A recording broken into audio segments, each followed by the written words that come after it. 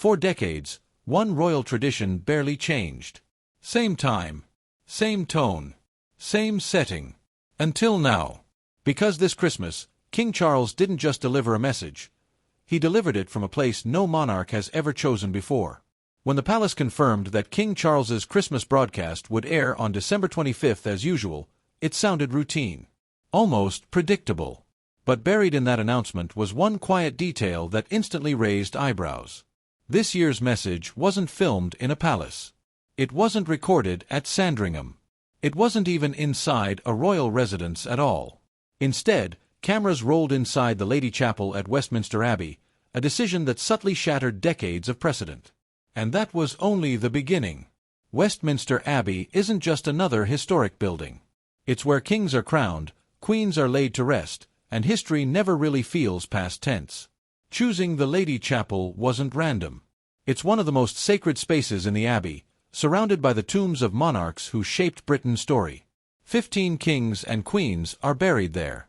Elizabeth I, Mary I, Mary Queen of Scots. And now, King Charles places himself among that legacy, not physically, but symbolically.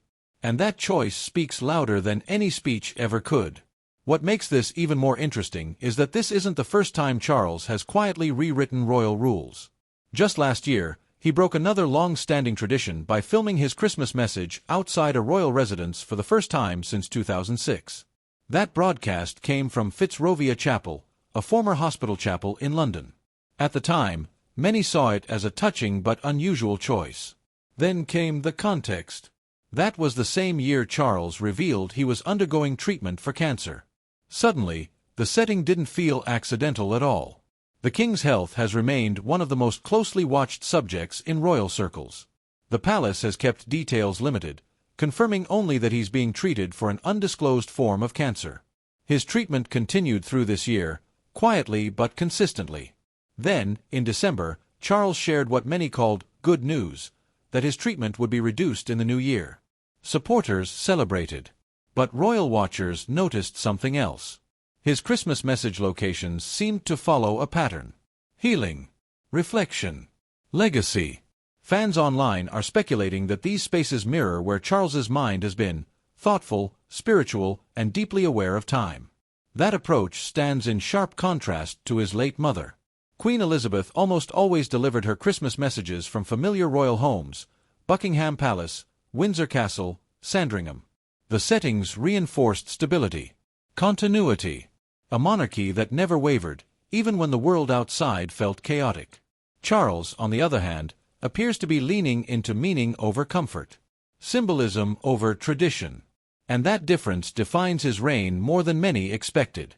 Royal communications later revealed that pilgrimage is a central theme of this year's message. And suddenly, Westminster Abbey makes perfect sense. Pilgrims have traveled there for centuries, drawn by faith, history, and remembrance. At the heart of the Abbey lies the shrine of Edward the Confessor, a king remembered not for power, but for devotion. By speaking from this place, Charles isn't just addressing the nation.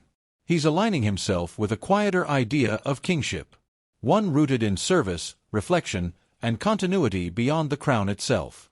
And that's why this broadcast feels bigger than Christmas. It feels like a moment of definition.